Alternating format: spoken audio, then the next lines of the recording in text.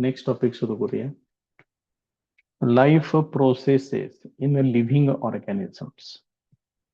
जे सजीव आहेत त्या सजीवांच्या शरीरामध्ये वेगवेगळ्या ज्या काही प्रोसेसेस चालतात त्या संदर्भातली इन्फॉर्मेशन आहे. त्या संदर्भातली बरीचशी बेसिक इन्फॉर्मेशन दिलेली आहे. त्याचा हा पार्ट 1 आपण पहिल्यांदा कन्सिडर करतो. पार्ट 2 नंतर येईल.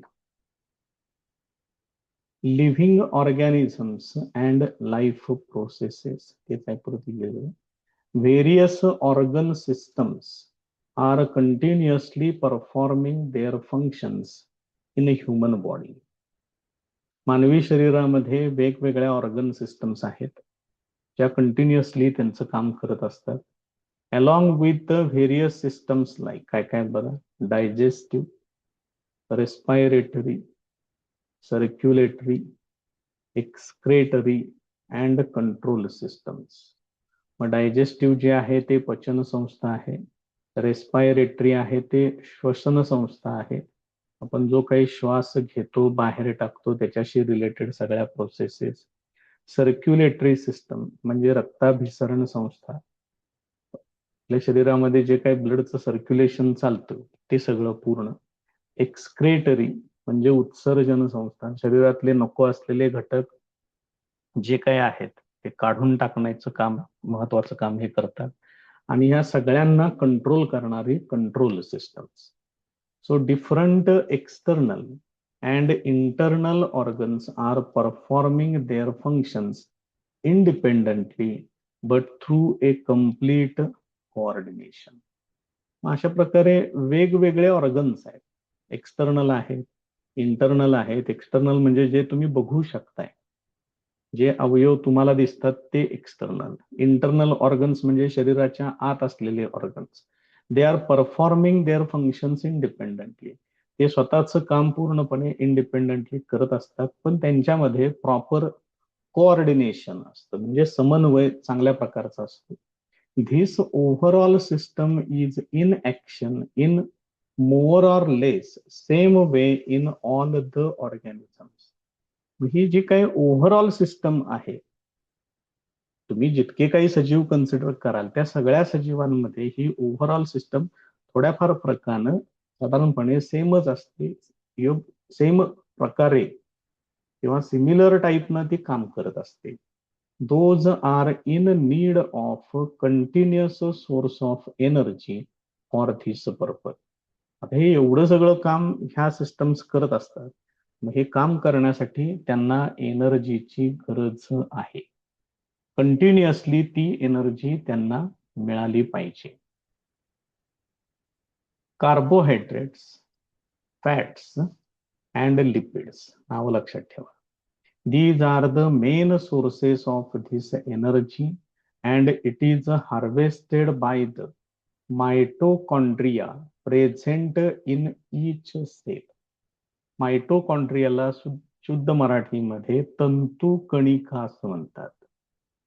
हे प्रत्येक सेलमध्ये हे मायटोकॉन्ड्रिया नावाचा घटक त्या ठिकाणी असतो आणि तो ही एनर्जी सप्लाय करण्याचं काम करत असतो. It is not like that only food stuff is sufficient for energy production but oxygen is also necessary. फक्त आपण जे काही खातो त्याच्यामुळेच एनर्जी मिळते असं नाहीये. ती एनर्जी प्रोड्यूस करण्यासाठी तुम्हाला ऑक्सिजनची पण गरज पडते.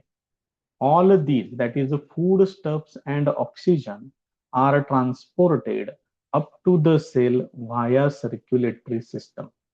हे सगळे खाद्यपदार्थ जे आपण खातो ते शिवाय ऑक्सिजन हे सेल पर्यंत पोच करण्याचं काम कोण करतं? ह्या सगळ्या सर्क्युलेटरी सिस्टम्स सगळ्या करतात. Besides, it is coordinated by the control system of the body. बॉडीची एक कंट्रोल सिस्टम असते. हे सगळं कोऑर्डिनेट करणं खूप इम्पॉर्टंट आहे. हे सगळं म्हणजे काय, कुठली प्रोसेस झाल्यानंतर पुढं काय झालं पाहिजे हे जे कोण ठरवतं त्याला कोऑर्डिनेशन सिस्टम असं म्हणायचं. मग ती कंट्रोल सिस्टम असते. ती कंट्रोल सिस्टम ह्या सगळ्या प्रोसेसेसना प्रॉपरली कंट्रोल करते, कोऑर्डिनेट करते. That is each life process contributes in its own way in the process of energy production. प्रत्येक प्रोसेस ही अशा पद्धतीनं पुढे जाते की ज्याच्यातून एनर्जी प्रोड्यूस झाली पाहिजे. Functioning of all these life processes also requires energy. आणि ह्या ज्या काही प्रोसेसेस शरीरामध्ये घडतात त्याच्यासाठी सुद्धा एनर्जीची आवश्यकता आहे. Human and other animals consume the fruits and vegetables. Human being असेल, बाकीचे प्राणी असतील, ते काय करतात, फळं भाजीपाला हे कन्झ्युम करतात म्हणजे खातात. Plants are autotrophs. मात्र वनस्पती ज्या आहेत त्या स्वयंपोषी आहेत, म्हणजे स्वतःचं अन्न ते स्वतः तयार करतात. बघा पुढे तेच म्हटले, they prepare their own food. They utilise some of the food for themselves. त्यातला तयार केलेल्या फूड पैकी ते स्वतःसाठी काही वापरतात. whereas remaining is stored in various parts like fruits, leaves, stem, roots, etc. काही भाग ते स्वतःसाठी वापरतात, उरलेला भाग जे आहे ते वेगवेगळ्या फॉर्मॅटमध्ये आपल्याला मिळतात. मग ते फळं असतील, पानं असतील, खोड असेल, मुळ्या असतील, हे सगळे राहिलेले पार्ट आहेत त्याचे. We consume all these various plant materials. आपण काय करतो, हे जे काही शिल्लक राहिलेलं जे काही प्लांट मटेरियल आहे, फ्रुट्स, लिव्ह, स्टेम, रूट्स, ते आपण वापरतो. And obtain different nutrients like carbohydrates, fats, proteins, vitamins, minerals etcetera. मग ह्याच्यातून आपल्याला जे काही न्यूट्रियंट्स म्हणजे पोषक तत्व जी काही लागतात, मग ते carbohydrates, fats, proteins, vitamins, minerals, ह्या सगळ्या गोष्टी आपल्याला त्याच्यापासून मिळतात. We obtain the carbohydrates from milk, fruits, jaggery, cane sugar, vegetables, potatoes, sweet potatoes, sweet meats, cereals like wheat, maize, ragi, jowar, millet, rice etcetera. ही एवढी एवढी सगळी नाव आहेत बघा त्याच्यात.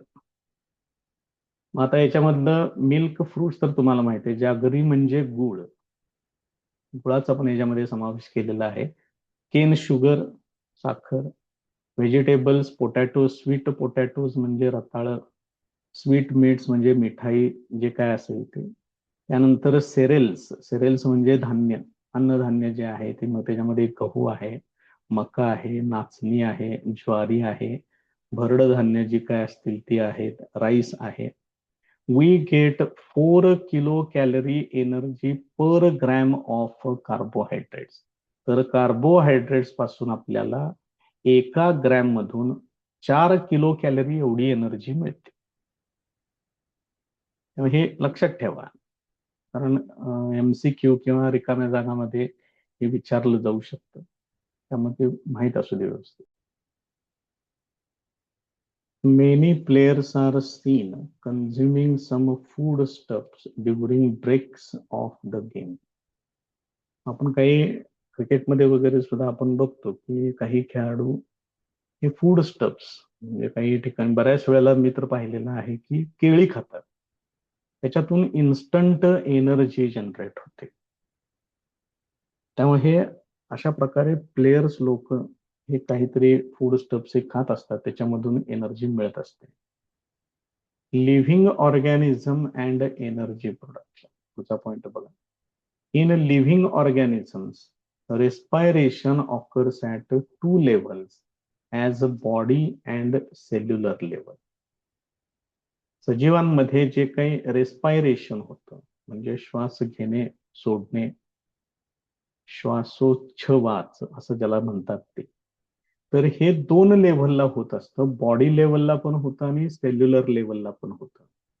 Oxygen and carbon dioxide are exchanged between body and surrounding in case of respiration occurring at body level. Body लेवलला काय होतं, ऑक्सिजन शरीरामध्ये घेतला जातो, कार्बन डायऑक्साईड बाहेर टाकला जातो. In case of respiration at cellular level food stuffs are oxidised either with or without help of oxygen. हे लक्षात ठेवा. पुढचं बॉडी लेवलचं तुम्हाला माहिती आहे, शरीरामध्ये ऑक्सिजन घेतला जातो आणि कार्बन डायऑक्साईड बाहेर टाकला जातो. हे बॉडी लेव्हलचं रेस्पायरेशन आहे. मात्र सेल्युलर लेव्हलवरती जे रेस्पायरेशन होतं त्याच्यामध्ये काय होतं, फूड स्टफ्सचं म्हणजे जे काही तुम्ही खाताय त्याचं ऑक्सिडेशन होतं. मात्र हे ऑक्सिडेशन करण्यासाठी oxygen with the help of oxygen पण ऑक्सिडेशन होतं, विदाउट हेल्प ऑफ ऑक्सिजन ते ऑक्सिडेशन घडवून आणता येऊ शकतं. Carbohydrates of the food that we consume every day are mainly utilized for production of energy required for daily need. जे काय आपण खातो त्याच्यामध्ये जे कार्बोहायड्रेट्स असतात त्यांचा यूज आपण कशासाठी करतो, आपल्याला डेली नीड रोजच्या गरजेसाठी जी एनर्जी लागते ती एनर्जी या कार्बोहायड्रेट्स मधून मिळत असते. This energy is obtained in the form of ATP. नाव लक्षात ठेवा आहे ATP. ऍक्च्युली त्याचा जो लॉंग फॉर्म आहे तो असा आहे, ॲडेनोसिन ट्रायफॉस्फेट. त्याच्यातून तो शब्द तयार केलेला आहे ATP. त्यांनी शब्द सगळे अर्थ वगैरे सगळे नंतर ठेवलेत, आधी सगळे हे एक्सप्लेनेशन दिलेलं आहे. नाव लक्षात ठेवा ते ॲडेनोसिन ट्रायफॉस्फेट. लक्षात ठेवा त्या. So energy is obtained in the form of adenosine triphosphate. For this purpose, glucose, a type of carbohydrates, is oxidized step by step in the cells. मग या ग्लुकोज कार्बोहायड्रेट्स मधला एक प्रकार आहे तो ग्लुकोज. तर त्या ग्लुकोजचं स्टेप बाय स्टेप ऑक्सिडेशन होतं आणि हे कुठं होतं, सेल्समध्ये होतं. This is called as a cellular respiration. याला सेल्युलर रेस्पायरेशन असं म्हणतात. Cellular respiration occurs among the living organisms by two methods. हे जे काही सेल्युलर रेस्पायरेशन होतं हे दोन प्रकारे आहे, त्याच्या दोन मेथड्स आहेत. Those two methods are aerobic respiration, याच्यामध्ये ऑक्सिजन इन्व्हॉल्ड असतो, and anaerobic respiration where oxygen is not involved. Aerobic respiration हा एक प्रकार आहे ज्याच्यामध्ये ऑक्सिजन इन्व्हॉल्ड असतो. अनएरोबिक रेस्पायरेशन आहे ज्याच्यामध्ये ऑक्सिजन इन्व्हॉल्ड नसतो. In aerobic respiration glucose is oxidised in 3 steps. त्याच्यामध्ये 3 स्टेप्स आहेत. पहिल्यांदा त्या 3 स्टेप्सची नावं व्यवस्थित येऊ देत, त्याच्यानंतर मग तुम्ही प्रोसेसेस सगळ्या पूर्ण करा. पहिली स्टेप त्याच्यामधली जी आहे ती आहे glycolysis. Process of glycolysis occurs in cytoplasm. Cytoplasm म्हणजे पेशी द्रव्य, म्हणजे सेलच्या आतमध्ये जे लिक्विड असतं त्याला सायटोप्लाझ्म असं म्हणतात. A molecule of glucose is oxidised step by step in this process and 2 molecules of each, that is pyruvic acid, ATP, NADH2 and water are formed. बघा आता हे अजून नवीन नवीन शब्द. ऍसिड आलेला आहे, पायरुव्हिक ऍसिड त्याचं पूर्ण नाव दिलेलं आहे. ATP म्हणजे ॲडेनोसिन ट्रायफॉस्फेट, त्याच्याबरोबर त्यांनी अजून एक शब्द तिथं वाढवलेला आहे NADH2. पुढे FADH2 पण येणार आहे. हे NADH2 म्हणजे काय बघा, निकोटीन अमाइड ॲडेनिन डायन्यूक्लियोटाइड. हे जरा व्यवस्थित तेवढं करावं लागेल. आणि FADH2 हा एक प्रकार आहे, फ्लॅव्हिन ॲडेनिन डायन्यूक्लियोटाइड. त्यामुळे ही नावं जरा व्यवस्थित करा. हे थोडंसं त्रासदायक आहे. ऍक्च्युली हे सगळं बायोलॉजीमध्ये येते. बायोलॉजीमध्ये हे असे सगळे शब्दच जास्त अवघड आहे. आणि हे तुम्हाला पाठच करावे लागतील, पर्यायच नाहीये. ह्याला दुसरा अल्टरनेटिव्ह शब्द आहे हाच समजत नाहीये. अल्टरनेटिव्ह काय समजणार सांगा. अल्टरनेटिव्ह दुसरे शब्द नसतात, त्यामुळं योग्य त्या ठिकाणी योग्य ते शब्द येणं खूप गरजेचं आहे. आणि हे पाठच करावं लागेल, त्याला काही पर्याय नाहीये दुसरा. सो 2 molecules ऑफ इच, ह्या प्रत्येकाचे 2 molecules फॉर्म होतात. कोण कोण आहेत बघा, pyruvic acid, ATP, NaDH2 and water. त्यातलं NaDH2 म्हणजे nicotine amide adenine dinucleotide. Molecules of pyruvic acid formed in this process are converted into molecules of acetyl coenzyme A. हे अनेक आलं बघा नवीन. याच्यातल्या पायरुव्हिक ऍसिडचं कन्व्हर्शन कशामध्ये होतं, ऍसिटिल कोएन्झाइम ए मध्ये होतं. 2 molecules of NaDH2 and 2 molecules of CO2 are released during this process.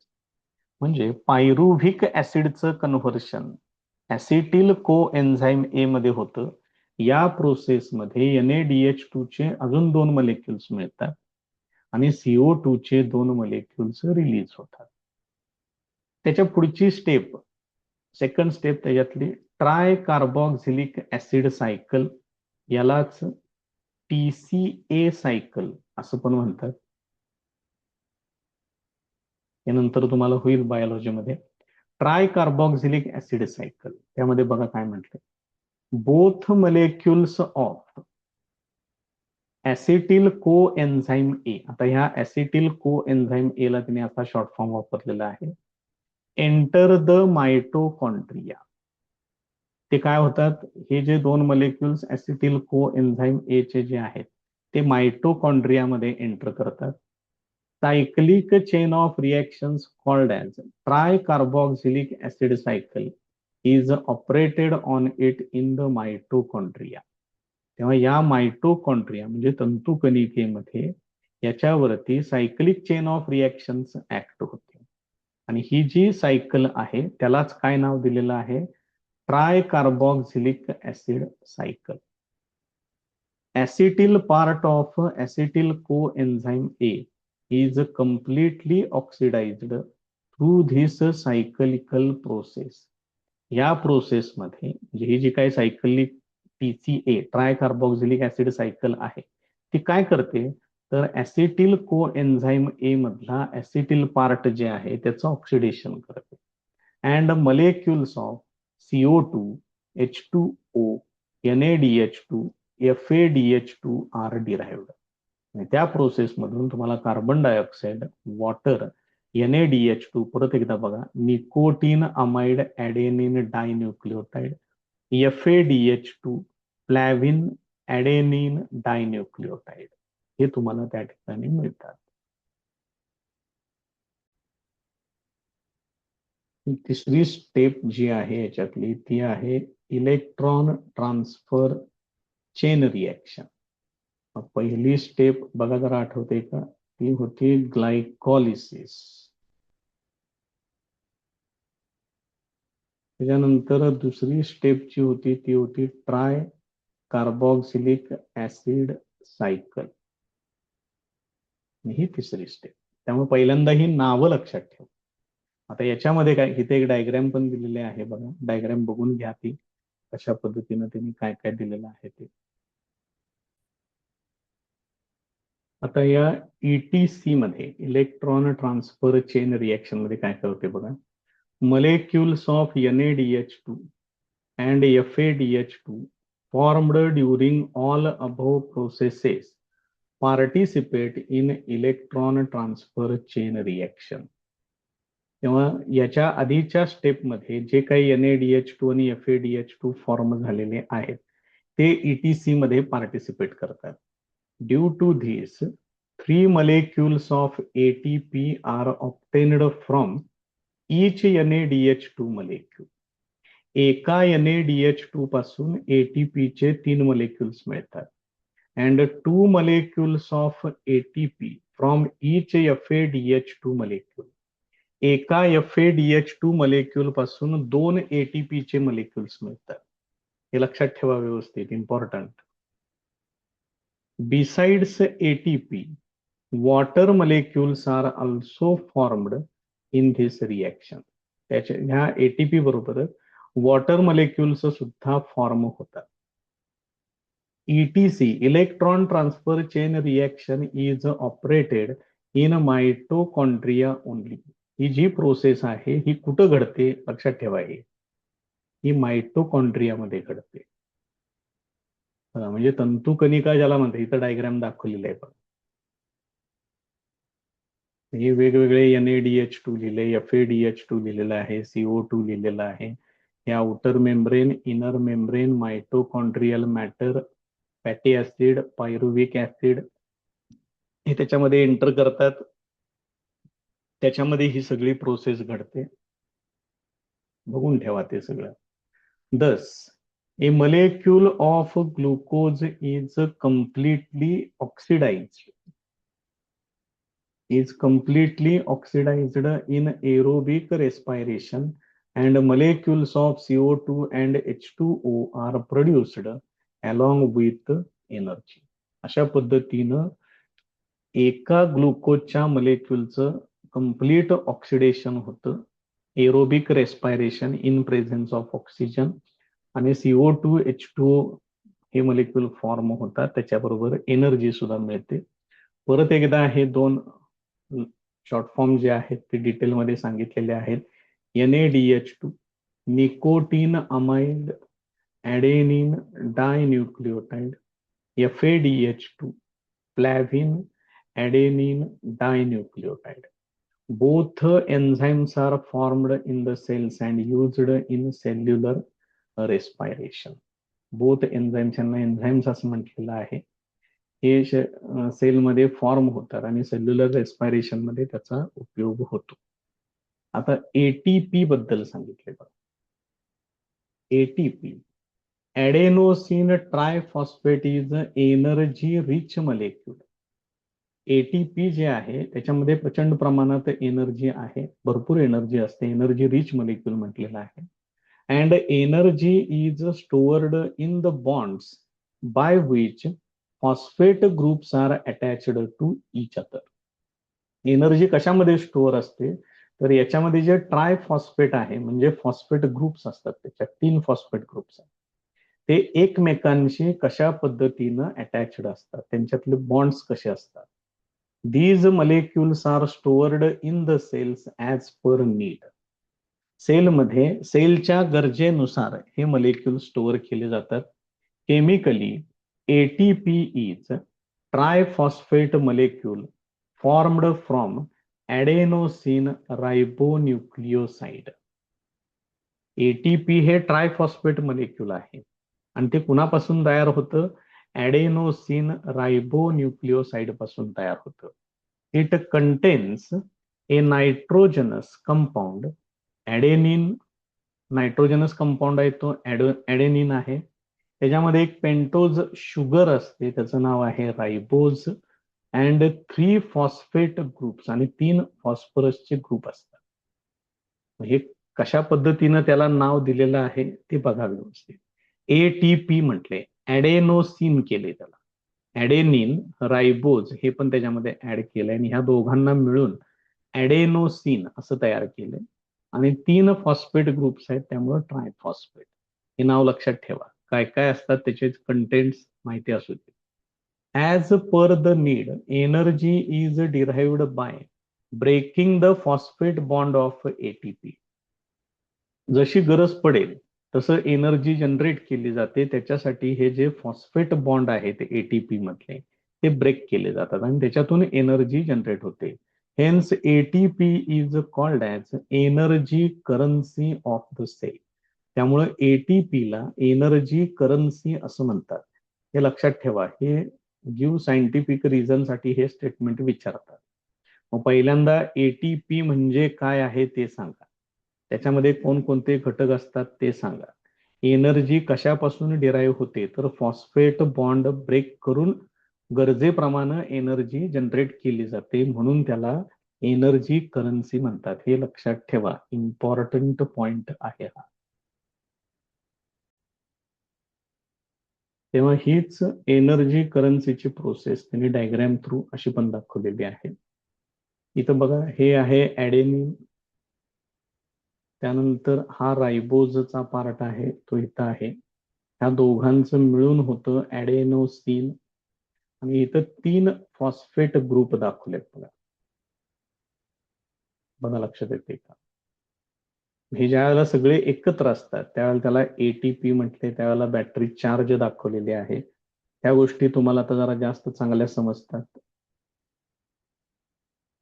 ठीक आहे, मग काय होतं ह्याच्यामध्ये, फॉस्फरस फॉस्फरस मधला बॉन्ड ज्यावेळेला गरज पडते त्यावेळेला हा बॉन्ड ब्रेक होतो आणि त्याच्यातून एनर्जी बाहेर पडते. ती एनर्जी रिलीजड इथं दाखवलेली आहे.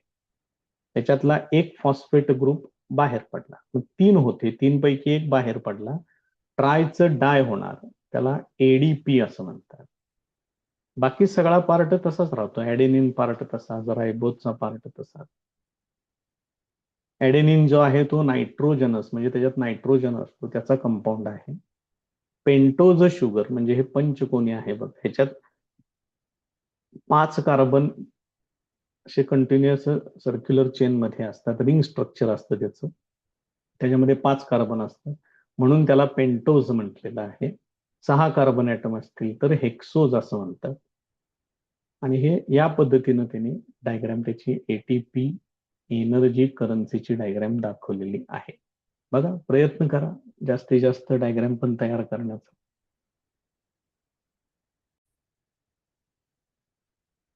If there is insufficient amount of carbohydrates in body due to exceptional conditions like fasting and hunger, समजा उपवास आहे किंवा काही खाल्लंच नाही, काहीतरी प्रवासात वगैरे किंवा तब्येत बिघडल्यानंतर वगैरे काही समजा खाल्लंच नाही, पूर्णपणे भूक लागलेली आहे खूप, त्यावेळेला शरीरामध्ये कार्बोहायड्रेट्स नसतात, त्यावेळेला काय होतं, then lipids and proteins are used for energy production.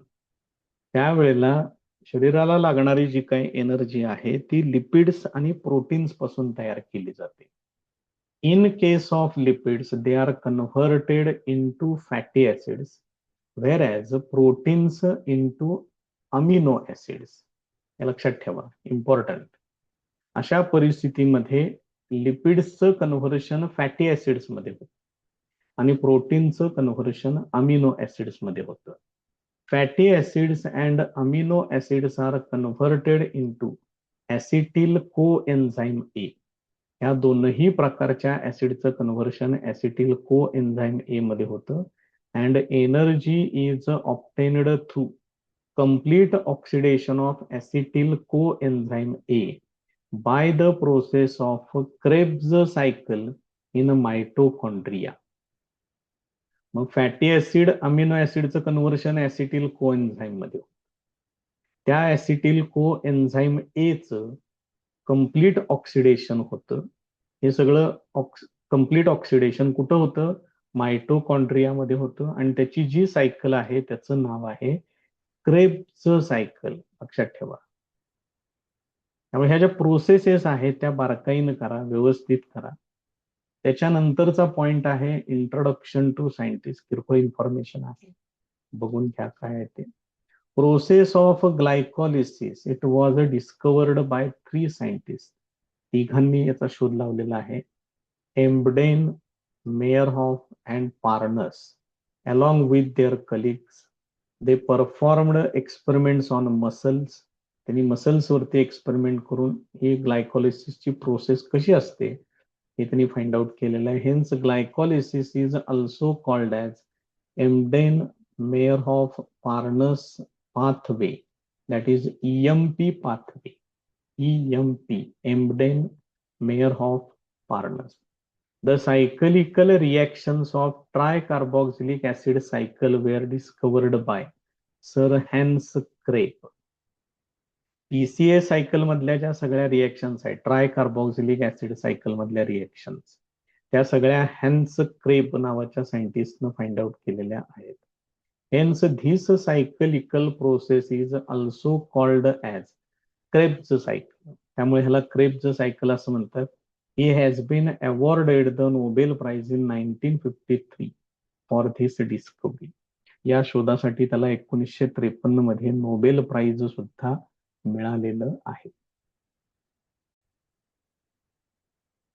Next point बघा, energy production in micro organisms through anaerobic respiration.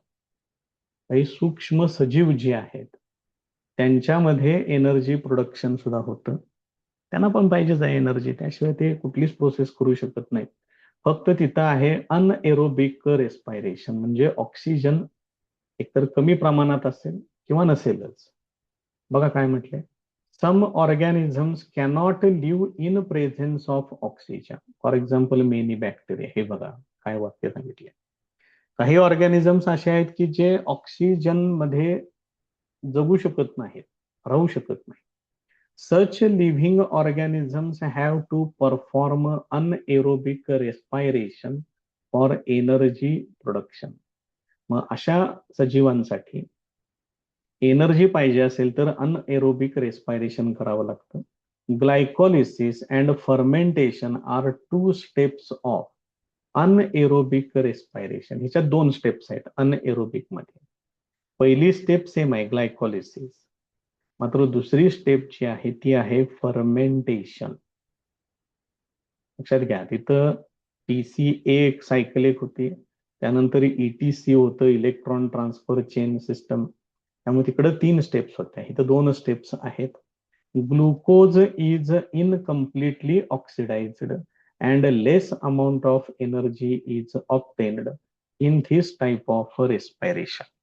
याच्यामध्ये ग्लुकोजचं पूर्णपणे ऑक्सिडेशन होत नाही, त्यामुळं एनर्जी कमी प्रमाणात जनरेट होते. Pyruvic acid produced through glycolysis is converted into other organic acids or alcohol with the help of some enzymes in this process.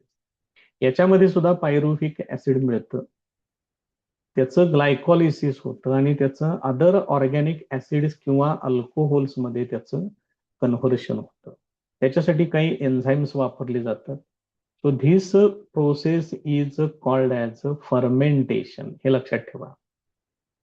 Fermentation कशाला म्हणायचं, pyruvic acid is converted into other organic acid or alcohol through glycolysis using some enzymes. This is called as a fermentation. Some higher plants, animals and aerobic microorganisms also perform anaerobic respiration instead of aerobic respiration if there is a depletion in oxygen level in the surrounding.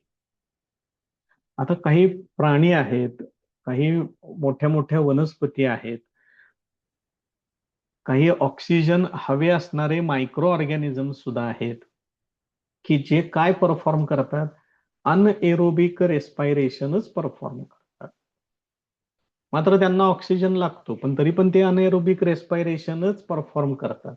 कधी करतात ते महत्वाचं, ज्या वेळेला त्यांच्या सराउंडिंगमध्ये, त्यांच्या आजूबाजूच्या वातावरणामध्ये ऑक्सिजनची लेव्हल कमी असेल. Depletion means decrease. Oxygen level ज्या ठिकाणी कमी असेल त्या ठिकाणी ज्यांना एरोबिक रेस्पायरेशन लागतं असे प्राणी वनस्पती सुद्धा अनएरोबिक रेस्पायरेशन करतात. हे लक्षात ठेवा, माहित असू दे. आता हे दोन्हीचा फ्लो चार्ट त्यांनी दिलेला आहे, त्यातलं बरंच आपलं सगळं ऑलरेडी झालेलं आहे. Process of energy production through aerobic respiration of carbohydrates, proteins and fats. कार्बोहायड्रेटचं कन्व्हर्शन बघा पायरुव्हिक ऍसिड मध्ये होणार आहे, त्यासाठी ग्लायकोलिसिसची प्रोसेस आहे. लिपिड्सचं कन्व्हर्शन फॅटी ऍसिड्स मध्ये होतं, तिथून ते येतात ऍसिटिल कोएन्झाइम मध्ये कन्व्हर्शन होतं. प्रोटीनचं कन्व्हर्शन अमिनो ऍसिड्स मध्ये, तिथून ते डायरेक्ट ऍसिटिल कोएन्झाइम मध्ये येतात, ऍसिटिल कोएन्झाइम ए मध्ये येतात. कार्बोहायड्रेटचं पायरुव्हिक ऍसिड परत ते ऍसिटिल कोएन्झाईम ए मध्ये येतात. तिथून पुढं क्रेब्ज सायकल, नंतर CO2H2O आणि एनर्जी असं कन्व्हर्शन होते हे एरोबिक मध्ये.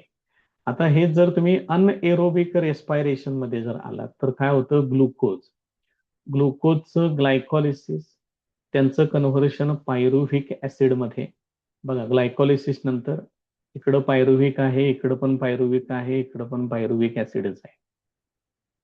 नंतर फर्मेंटेशनची प्रोसेस आहे दोन्ही ठिकाणी. मग त्याच्यामध्ये हिथून बदल होतो बघा, अल्कोहोल तयार होतं, लॅक्टिक ऍसिड तयार होतं. पायरुव्हिक ऍसिडचं सुद्धा इथं फर्मेंटेशन होतं, याच्यापासून वेगळे प्रोडक्ट मिळतात, व्हिनेगार, विटॅमिन्स वगैरे मिळतात.